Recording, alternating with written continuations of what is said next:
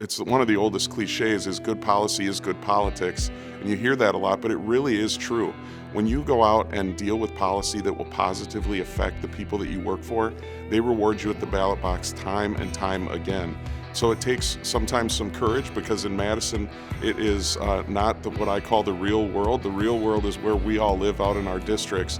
So when we take those issues from our districts, bring them to Madison and pass them, we go home and people say, we really appreciate you fighting for us. And that's why our candidates were rewarded this November.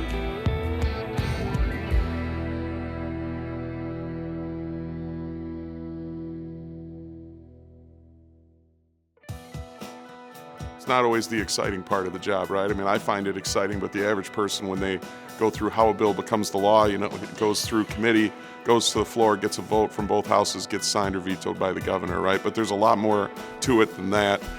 You've got to be an expert on the rules. Every caucus needs at least one. I started out undertaking that role when I became the Speaker Pro Tem, became the procedural chief of the Wisconsin State Assembly, and really dove headfirst into the rule book, the procedures book. Figured out how everything was supposed to work. Sometimes it doesn't always go the way it's supposed to work, and it's my job to make sure that it did. And so that gave me a great background into how to move bills through the process, which committees things needed to go to, the personalities of the chairs of those committees, and we're able to really help, especially in my new role as the Assembly Majority Leader, to help my colleagues be as successful as they can. So we had the so-called nonprofit, nonpartisan group that's funded by Mark Zuckerberg, the founder and owner of Facebook, and he was dumping millions of dollars across the country into election administration. But what we found in Wisconsin after the 2020 election was not only were they using these dollars to administer the election, they had actual operatives on the ground, in some cases determining which absentee ballots should and shouldn't be counted in the city of Green Bay.